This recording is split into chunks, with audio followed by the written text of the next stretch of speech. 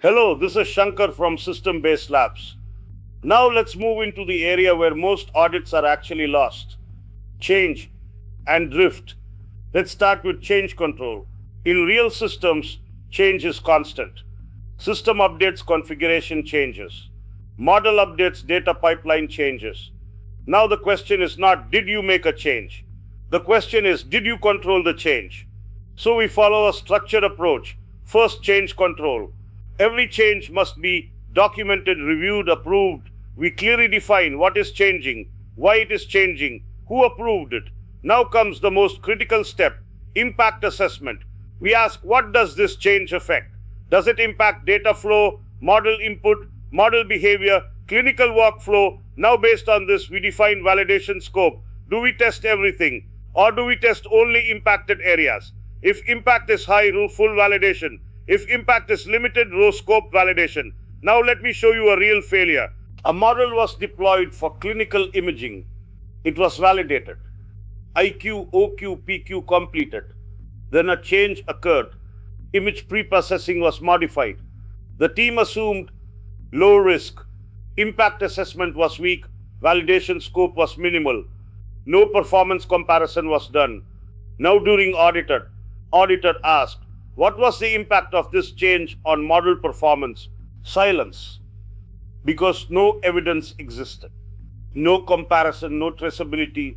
This is a failure. Now the correct approach: change documented, impact assessed, model input identified as critical, validation scope defined properly, performance testing executed, pre-change versus post-change comparison done, traceability updated. Now the system is controlled. Now let's move to something more dangerous: drift. Here no change occurs, but the system still degrades. Why? Because data changes. New devices, new populations, new patterns. Now if there is no monitoring, you will not see it. Let me show you another failure. System validated.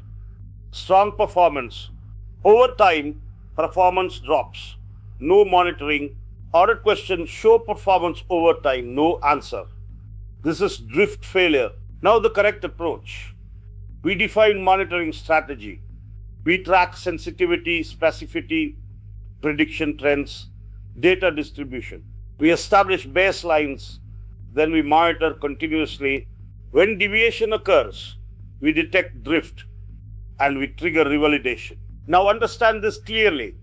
Change control handles known risk. Monitoring handles unknown risk. Both are required. Let me leave you with this. Validation is not about testing once. It is about maintaining control over time. This is Shankar's view.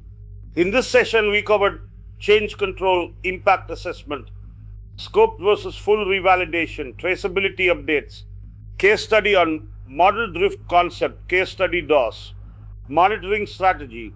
See you on next upcoming session. Good luck and goodbye for now.